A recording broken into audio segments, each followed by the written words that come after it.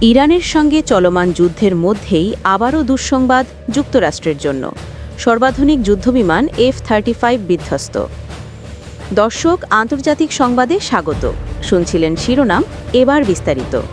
আপনাদের সাথে আছি আমি সাদিয়া সুলতানা। ইরানের সঙ্গে চলমান যুদ্ধের মধ্যেই আবারও দুঃসংবাদ যুক্তরাষ্ট্রের জন্য। তাদের সর্বাধুনিক প্রযুক্তির একটি F-35 যুদ্ধবিমান বিধ্বস্ত হয়েছে। মঙ্গলবার 31 মার্চ স্থানীয় সময়ে বিকেলে যুক্তরাষ্ট্রের নেভাদা অঙ্গরাজ্যের লাস ভেগাসে প্রশিক্ষণ চলাকালীন যুদ্ধবিমানটি বিধ্বস্ত হয়। এ তথ্য নিশ্চিত করেছে মার্কিন বিমান বাহিনী। জানা যায়, নেভাদার ইন্ডিয়ান স্প্রিংস থেকে প্রায় 25 মাইল উত্তর পূর্বে অবস্থিত নেভাদা টেস্ট অ্যান্ড ট্রেনিং রেঞ্জের সংরক্ষিত এলাকায় যুদ্ধবিমানটি আছড়ে পড়ে।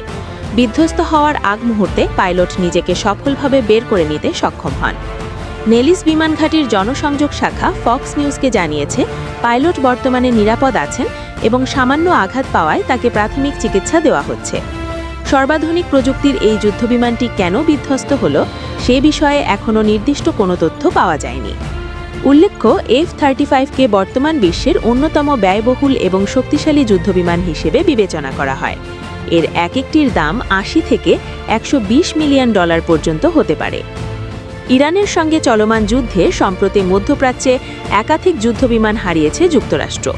তার মধ্যেই এই ঘটনা দেশটির সামরিক বাহিনীর জন্য নতুন ধাক্কা বলে বিবেচিত হচ্ছে।